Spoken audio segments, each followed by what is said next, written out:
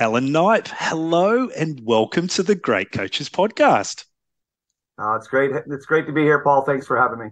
I always enjoy talking a little bit of volleyball, but Alan, before we get into volleyball and your long history, something really simple to get us going. Where are you in the world and what have you been up to so far today?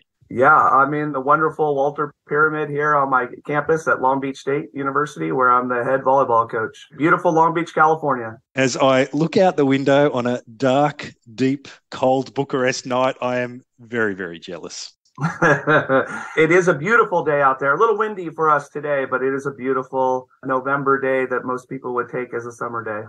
Well, Alan, you have had a great career as a volleyball coach. I know it's not over yet. We're going to go on a journey through many of the successes you've had along the way and a lot of the learnings. But I'd like to start by just referencing some of the great coaches that you've had firsthand, up close and personal experience with. You were just telling me about Al Skates, and of course there's Doug Beal and Karch Kareli.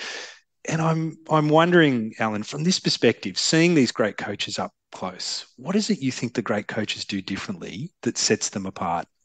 Yeah, obviously the three names that you bring up are all legendary coaches in our game and set the standard very high for all of us coaches. And they're all very different. So I think that, when you bring up the name Al Skates, what I think is just that is the standard for college volleyball.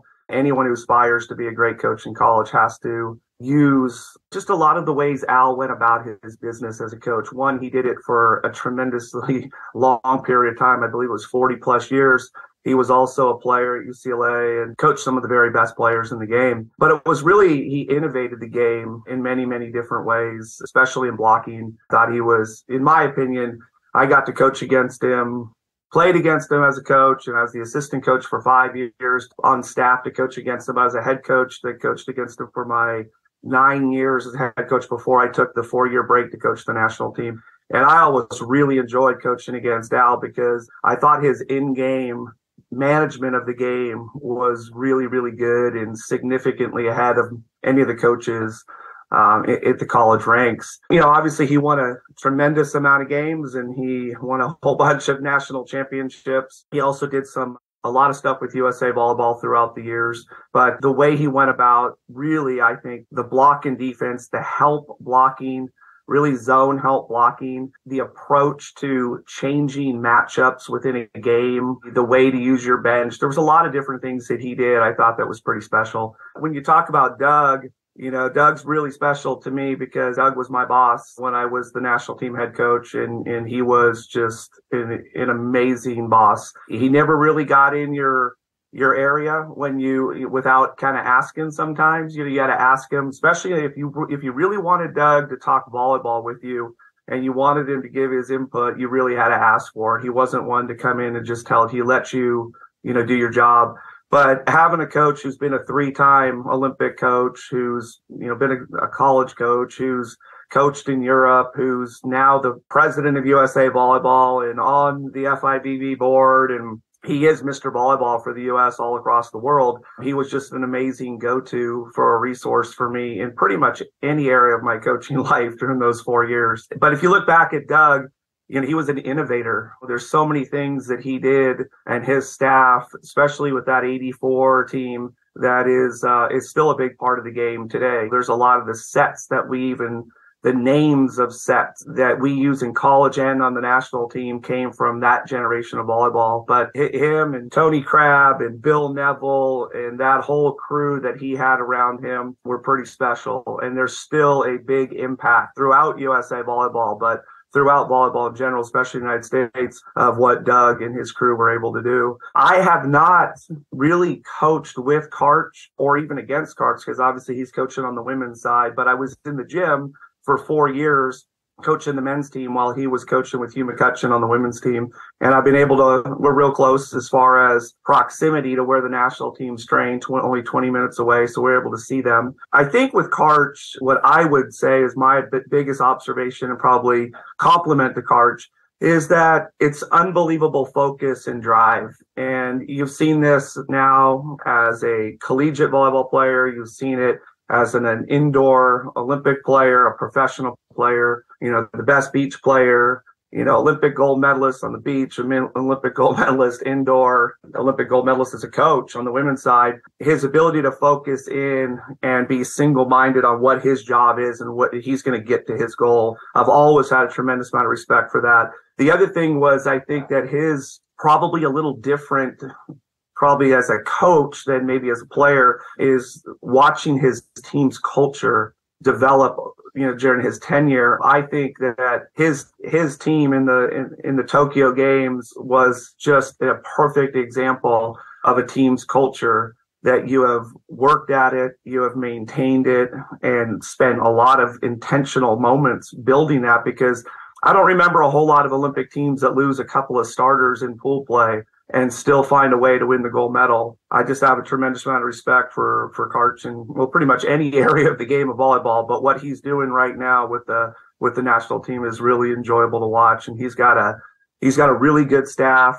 that he allows them to just to use their strengths the best for that team. You can see the interaction they have with the players on the team and the trust that the staff has with the players. And I was just really happy to watch that unfold last summer. Alan, I have this interesting quote from you. You say, "I acted very much like a captain when I was a young coach." And I'm wondering, was there a moment or perhaps even a series of events that led this to change?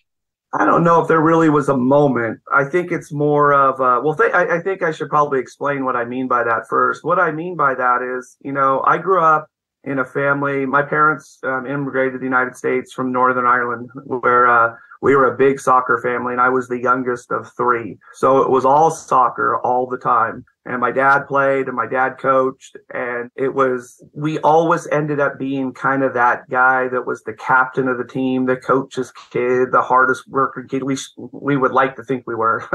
We wanted to have that. That was a very much a badge of honor in my family, with my brothers and I, to be considered the hard-working coach's kid. We took that very seriously, especially when we played on teams that my dad was not coaching. But I think as you go on, and I was able to be captains of lots of my teams, and even my college team, I was able to be a captain at the end of my career there too. And so you have that leadership where you're not a coach, but you get to talk to the coaches. You have a little bit of power, I guess, to motivate the team, to kind of push them a little bit.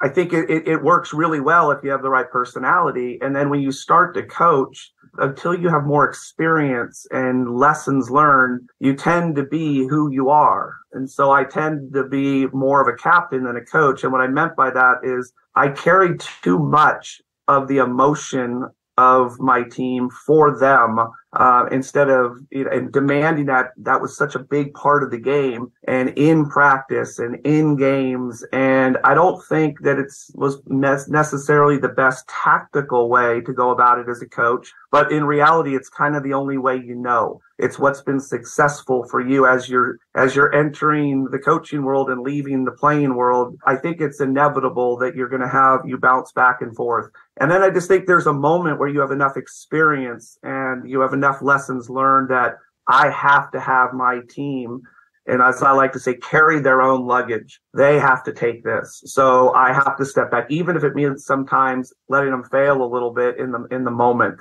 I think that there's a pretty good example of this, of Phil Jackson when he was coaching the Chicago Bulls or the Los Angeles Lakers. There was times, especially during the regular season, that his team was not necessarily playing well in the moment.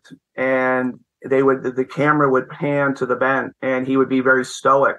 And he wasn't, maybe even the gap was getting a little bit bigger and he wasn't calling a timeout, or maybe even at times not even taking the starters out, let them work through it. And it was kind of at that time when I was feeling that I was going through that same transition of trying to let that happen, knowing that was where I wanted to be and how was I going to go about it. So I would like to think I'm a significantly better coach now than I am, and I'm a coach way more than I have a captain. And I actually still use that term sometimes with the guys, that when I do have to carry a little bit more than I want to, I'll actually say to them, I want to coach you, not be your captain. So that's what I mean by it. So, Alan, you were a head coach at a young age, around 29, and yet your advice to other coaches is, and this is a quote from you, sometimes the quickest route to the head coaching job is not necessarily the best route. And so I wanted to ask you, what are the top couple of skills you think someone should try to pick up before they become a head coach? I think the best advice I could give is to spend time with good coaches in any way you possibly can. So if that means volunteering or helping out however you have to in the gym, be an assistant coach first, I think there's just so much to coaching that you don't understand just because you understand the game of volleyball. I think the game, especially at a head coaching level now, and I'll use my example of the job I'm in now, you're very much more of like a CEO of a small company than you are just a coach. There's so many things that are going on all the time. And I think you want to see how coaches handle that and how they handle the good and the bad and the administrative side of the job and maybe the political side of the job or having to deal with a conference or the NCAA. You want to see how they recruit. You want to see how they talk to parents. You want to see how they interact with a kid who's struggling or might have gotten into some sort of trouble, or you want to navigate it's a difficult road to navigate as it is, but to do it without a lot of guidance is difficult. So I think to spend time, ask questions, even if some of the answers you get or I don't want to do it this way. Like if I ever got the chance, I would not do it the same as this coach did. That's okay. That's fair. I've had those experiences in my life, but it does help you navigate this crazy world later on. The other one is just your ability to communicate. Communication is absolutely everything. Communicate to your staff, to your players, communicating within your organization. And when I say communicate, obviously it's organized communication. It's so that people have a great understanding of what you're asking of them. Because ultimately, to be successful in any relationship, you have to understand what the person who ultimately gets to make the decision wants from you. And I take that very serious. Since I sit in the seat that I get to make the final call, then I think it's only fair that my staff and that my players fully understand what I'm asking for you and how I'm going to end up making my decisions and what I'm going to make my decision based on. And then the other one I would say is, and this is kind of two-part, is being, your organizational time management skills have to be very, very good. So if that's not a strength, that's something that most people can work on, but you need to identify it. And the other one is the ability to multitask. There's just no way around it. You're not going to want to do a lot of the things that you need to do in this job. You're going to want to spend more time in the gym, more time with the guys, and more time watching video. And you're going to get pulled in a lot of different directions all of the time. And so learning how to, one, multitask, and two, say no to some things. And the other one would be to trust that you've got good people around you and delegate areas that they can handle and that you can completely remove yourself from, so that 100% of their effort is better than the 50% of attention that you're going to put to it. And the whole organization runs better because they feel invested and they have buy-in because you're building trust with your staff. At the same time, you're staying focused on a shorter list of responsibilities, which is always good for a head coach, especially when you're in the season. Maybe out of season, the list can get a little bit longer, but during the season, you want to try to keep that list as short as possible. Alan, you talked about this earlier, but in 2009, you left the college ranks and you became the Team USA coach. And you had some success. There was gold medals at the Continental Championships and the World League, but ultimately there was a fifth placing at the 2012 Olympics. And I know that was something that the team were disappointed about. But I'm wondering how that time away coaching the national team has gone on to shape your approach to leadership today. I think, well, first of all, it was the honor of a lifetime to coach that team and to represent my country. I was so proud to do that and so excited to do that. It was a very difficult job coming off of the 2008 gold medal team that had a lot of guys who were in the later stages of their career. So there was a big transition going on where a lot of guys weren't back at the beginning of the next 4-year quad. And so going through that, dealing with quite a few challenges along the way, like all teams do, and ultimately getting to the point with success throughout the quad, but ultimately getting to the point that we played our best volleyball at the Olympic Games and that whole summer. And what I mean is we We lost in the gold medal match in the World League finals that year, right before the Olympic Games. And we ended up winning our pool at the Olympics with, we had Brazil and Russia and Serbia, Germany, and Tunisia. So a really good pool, won the pool. And then unfortunately, we lost the match at the Olympics that you cannot lose. You cannot lose the quarterfinal match. You can lose in the pool and you can lose in the semis because you play for the bronze, but you cannot lose the quarterfinal game.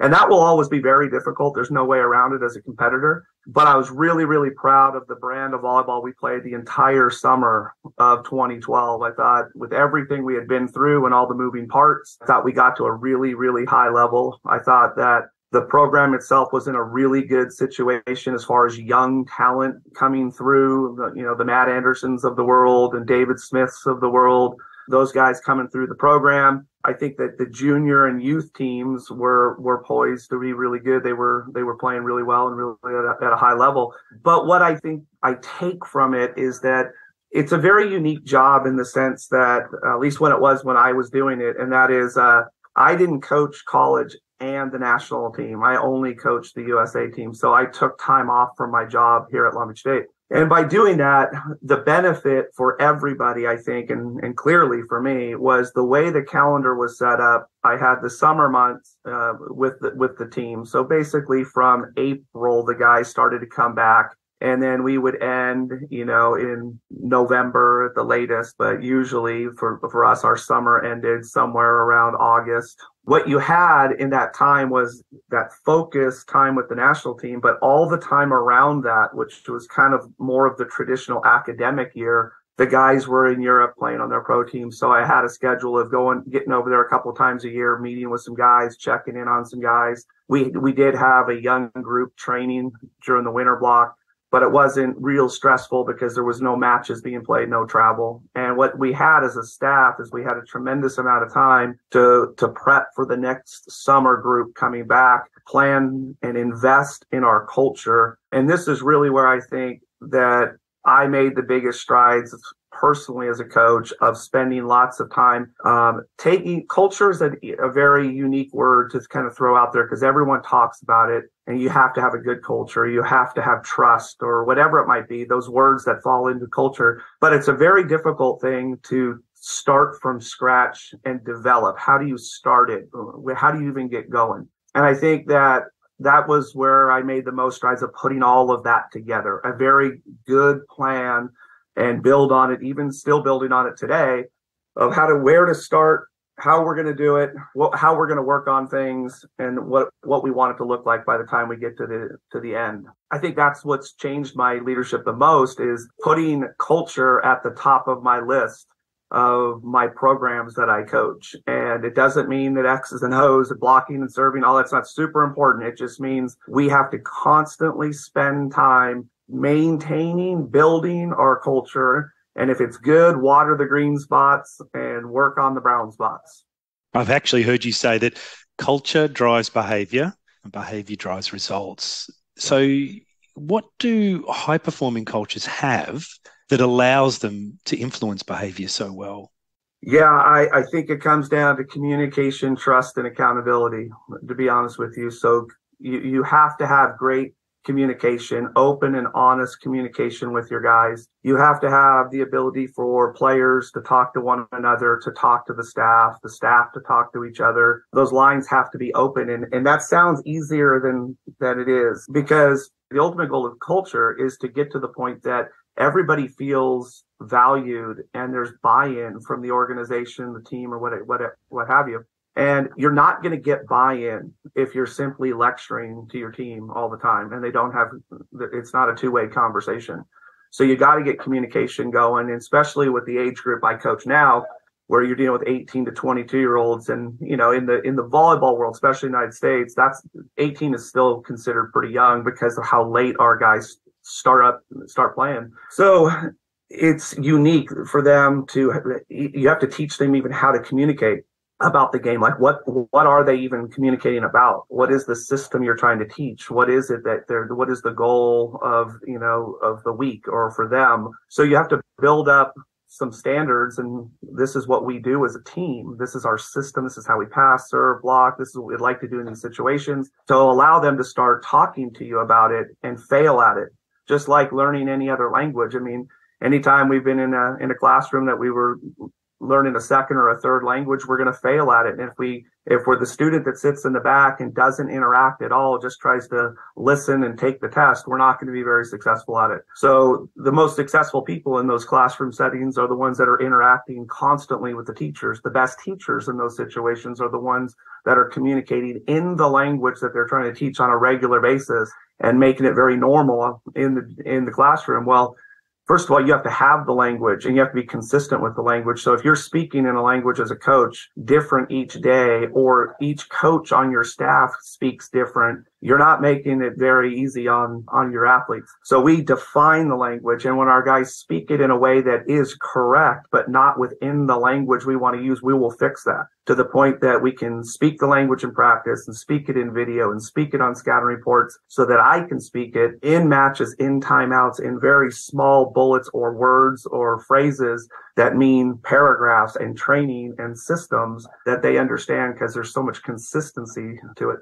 So I think that communication is building the trust with one another and the accountability with one another, which you can't have any of that. You can't get to the result that you all want if you don't have communication and you don't get to trust, because trust will lead to accountability, and we're going to get to our goals.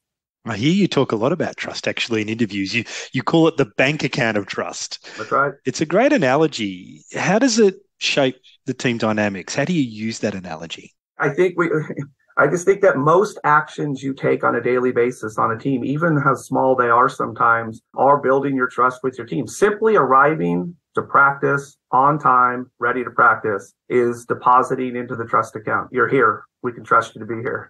Being ready to go on a daily basis, helping if it's gym setup or whatever it might be. It could be as small as that. At the highest level, it's in-game moments of who's going to pass what ball, who's going to pick up the tip responsibility, what is the blocking system going to be, what are we trying to do offensively right now? And if I say I'm going to do it, then I'm going to do it. Now, that doesn't mean I have to get the result we want every time. I just have to attempt to do it. And then if I fail in any way along the way, I have to own that immediately. I have to own that situation. I have to address it. Hey, that's on me. That won't happen again. This was the fix. Instead of going quiet, being mad at myself, letting all the team try to figure out, well, was it my fault? Was it your fault? Whose was that?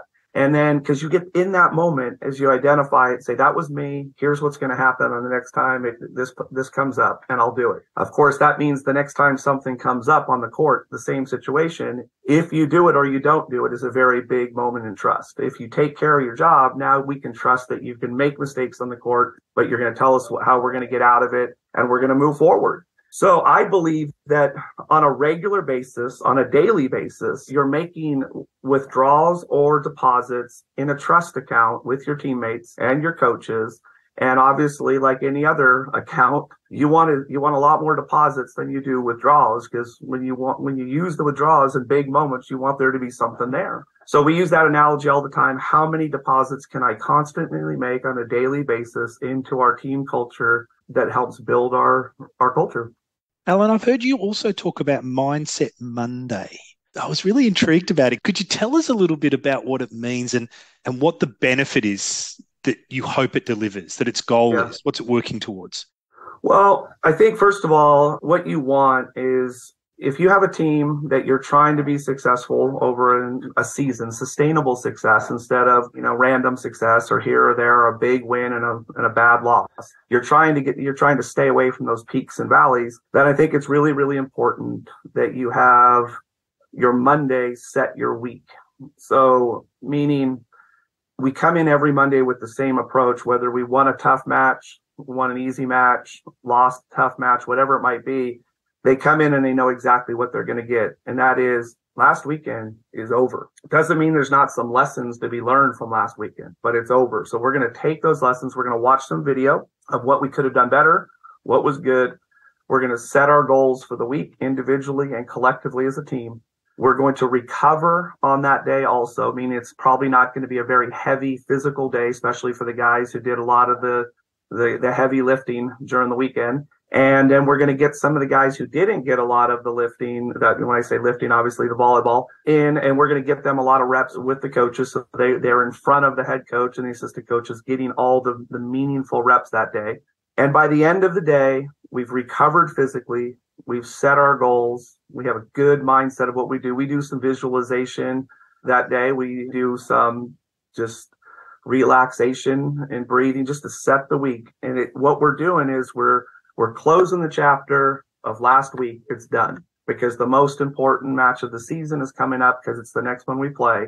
And we're going to use this same approach all season. It also allows myself and my staff to stay away from highs and lows. If we win a big match on a Saturday night and we have practice on Monday and my staff comes skipping into practice and everything's great because we won this match, we're setting our team up for absolute failure. The flip side of that also is that if we lost a tough match, we're not going to come in red-faced looking to take it out on the team and get them on the end line and have them run. That's not necessarily the approach we want either, where there's this huge emotional swings. What we want is to build the maturity of our team to understand Mindset Monday means whatever we did great was awesome, and we want to continue to water the green spots. We want to find out some areas we can get better, and we want our entire focus to be on this week. It's a very American football approach to a week. Obviously in their situation, they are just so physically beat up. I'm not sure you could have a Monday that was real physical,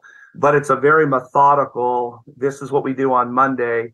This is what we do on Tuesday. We walk through our offense on Wednesday, or maybe we have pads on Wednesday and walk through it on Thursday. But the players have a really good understanding of what they're coming into each day. So that's where it comes from. We've done this now for 10 years. It's been very successful for our guys. I think the quality of what we get out of Monday is great. It makes our Tuesday and Wednesday practice even better. And I think we really get a lot out of it. Alan, as a player, you were not picked for the 1992 USA Olympic team. And I know this disappointment has stayed with you and it's shaped the way you communicate team selection today. To be really fair and clear, I don't really think it was probably even that close to be selected. I wouldn't say the 12 player picks, I certainly wasn't the 13th player. Okay.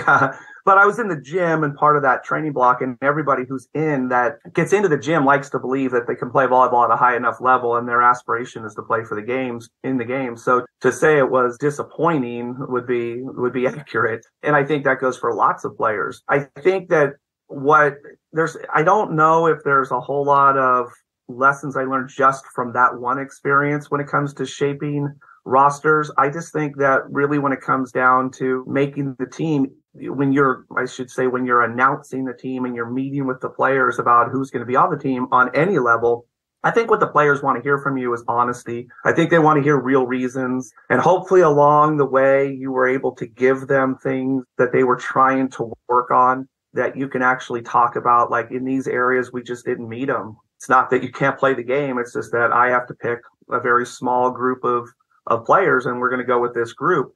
Where I think you lose a lot of credibility as a coach is when those meetings become more about feelings, about your feelings. For example, I just feel like this team plays better together, or I just feel like these guys do this together. That could be true, but it's a very difficult thing for an athlete to hear, that you're basing the decision on him going to go to the national championship game or the Olympic games or whatever it might be based off of a feeling. You would love to hear, even if it's hard to hear, that this player right now is passing the ball significantly better than you are, or we're siding out at a much better number when this player is setting, or whatever, we're scoring more points with this guy on the court as a server.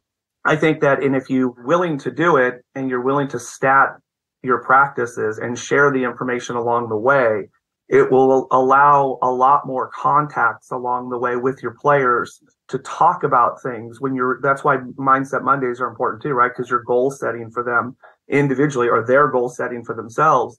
I don't think that there's a whole lot of times right now in the program that when we have to make a roster to go somewhere, that there's a lot of shock in what we do, because I think that we've been talking about it for weeks and weeks before it gets to the point we have to make that decision. But I just think that if for all coaches who have to make those very difficult decisions, I just think that it's from the player standpoint, they don't really want to hear much about feelings. They want to be as black and white as possible, because for a lot of them, it's going to shape how they make the next roster that they aspire to make. And that information you give them, that honest information you give them, as hard as it is in the moment, will help them in the future.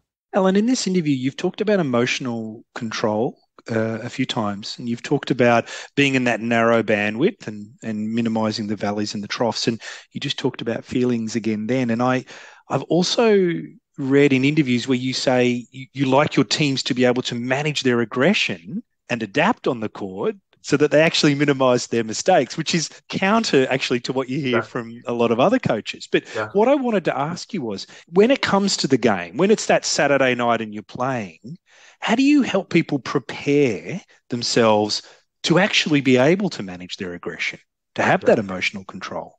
Yeah, it's a great question. And I think what happens in our sport is that as coaches, one of the things you hear all the time is we have to get our players to get to the next point, get past the last point, win the next point, however they say it.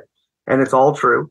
However, I think a large portion of coaches, and certainly me at different times in my career, and I fight this all the time, I think most coaches do, is we say all those things, but we coach in the last point. Everything we're talking about to our players is the last point. What just happened, what should have happened, what could have happened. And when you can get to the point that you're truly understanding of, and this is a quote I use all the time in our gym, it's not that it doesn't matter that we just made an error or we made a mistake or we did something out of character. That does matter. It just doesn't matter right now. It matters after the match, in between sets, in video session tomorrow, on Mindset Monday.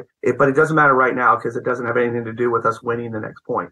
So once you can kind of get to that point that you can go back later and talk about things, you don't have to fix everything real time, because it's not going to help them win the next point. If you were to use, for example, like an American baseball pitcher or any golfer, you look in that situation, when they're getting ready to pitch, no one says anything to them. When someone's getting ready to, hit a golf ball and they're getting ready to go into their backswing, the whole crowd, they put signs up that says, quiet, be quiet. And it's a technique sport, right? So they don't want that. But in volleyball, even though it's a highly, highly technical sport and technique sport, we tend to constantly coach about their last play and their technique, but yet ask them to be really dialed in and focused on the next point. And I don't think that the athletes over time can do both. I don't think they do that very, very well. So the idea then is to try to be so good in training that we train in our systems that we can truly allow them to be as freed up as possible on the court to make the proper reads during the game, but more importantly, of how, and this is probably the most vital part, is in between the points as they prep for the next point, of their total focus on just winning the next point. Their physical and mental and vocal preparation. And they don't need to hear a whole bunch of stuff from us at that moment. As they prep, we want them to be prepping to be as physical as they possibly can. So we want them to terminate when they get set. We want to get on the ball. We want them to try to point score when they're serving from the end line. However, to read the situation, if it's a bad approach by me as a hitter, or a bad set from the setter, or a bad toss on my serve, to manage those situations into, I can read the game enough to know the opportunity, the chances of success are so low in this situation. I need to manage my physicality here and maybe be a little smarter over physical and try to find a way to score a point that's not so physical. But that doesn't mean it all has to start from physicality first and termination first. Going back to baseball again, I would say in baseball, a pitcher who has a good off-speed curveball, breaking ball type pitch generally sets that up with a fastball. So you have to find your fastball and you have to prep for your fastball, and everything that you throw that's slow and off speed needs to have the same look that it might be a fastball. So we use that analogy in our gym all the time, is we need to prep and find our fastball, but be willing to go to secondary pitches or selections when the situation arises. But I say all those things because I can't get my players to be prepped and be physical and then be calm enough to read the situation if I'm standing at the sideline yelling at them about the last play. How does this philosophy of not coaching to the last play but focusing on the next point, how does that influence your approach to conflict management? I think the key to conflict management is to be open and honest and direct, and to have a lack of fear of conflict. And when I say fear of conflict, I don't mean that we're hoping to engage in an argument. Fear of conflict to me just means that it's not a problem if we have a difference of opinion. It's not a problem if my staff and I have a difference of opinion, and how we're going to resolve it in our office. Where we're not going to have a difference of opinion is in practice or on the court. My players are going to have difference of opinions about lots of things, not only volleyball, but off the court stuff and everything. And we're going to directly communicate, and we're going to go peer-to-peer communication on that. And if there has to be a captain involved or a coach involved, that's okay too. But we're not going to have a fear of stating what we really believe, because we're not going to get to an authentic answers or solution as a team. So I think it's multiple levels, because when you talk about all these things as far as, conflict management, it's easier to deal with it maybe in a practice or a training setting. But what happens in a very high leveraged, emotional, important game where emotions are very, very high, it's a little bit different in those situations, because the adrenaline's pumping and they may come across to each other sometimes. The tone might not be right, but the message is. And that's something we talk about all the time, is that we can get to the tone later. We can talk about it. That's one of those things that it's not that it doesn't matter that it came across wrong, or if you have a problem with that, you just can't have a problem right now and miss the message of what the teammate is saying. So we talk all the time about having thicker skin and hearing the message, but we also want to be aware of our tone, and we're working on our tone being good with one another, because we know over time that we can't just burn that bridge just the way we talk to one another. But we're going to give each other a little bit of latitude in the heat of the battle, and we're going to try to hear the messaging and then keep working on the tone as it goes along. You got to be able to talk to one another. You got to be honest, and you got to know that when your teammates and your coaches are talking to you, or your players are talking back to me, that in a very healthy culture, then you've created a situation that people's intentions are good. And if their intentions are good, then what they're saying has value. And they have to be, and that has value and it's heard, creates buy-in. And when it creates buy-in, we really now have something. We have trust. We have a system. We have accountability. We can lean on each other in the matches. We spend a lot of time. The men's collegiate season is a wonderful way. It has a wonderful calendar. We play our real matches that count from January to May, which gives me from August to December to work on all of these things with our guys. So our fall semester is as much about these things as it is about volleyball. Alan, you've been very generous with your time today, and I appreciate everything you've shared with us so far, but I can't let you off the hook. I have to ask my last question. And I know that you've still got many, many years to go as a coach, and I know that you've been over almost 30 years now, I guess. But what's the legacy that you hope you leave when you do eventually hang up the whistle? Yeah, I think the longer you do it, I think that word starts to pop up.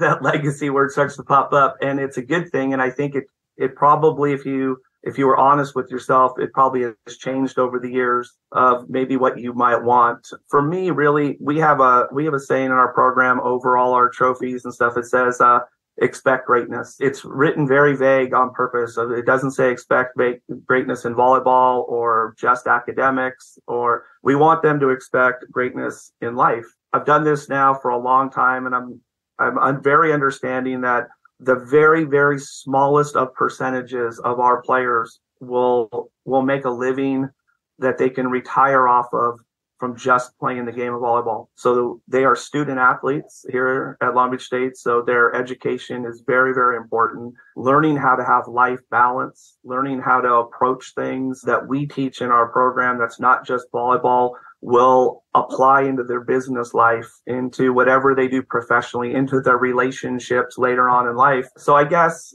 for me, I really want them to, the legacy is I helped a large swath of young men find their way to create the tools necessary to expect and strive for greatness in all areas of their life. The winning of volleyball games or championships will all be a byproduct of that if we do it right.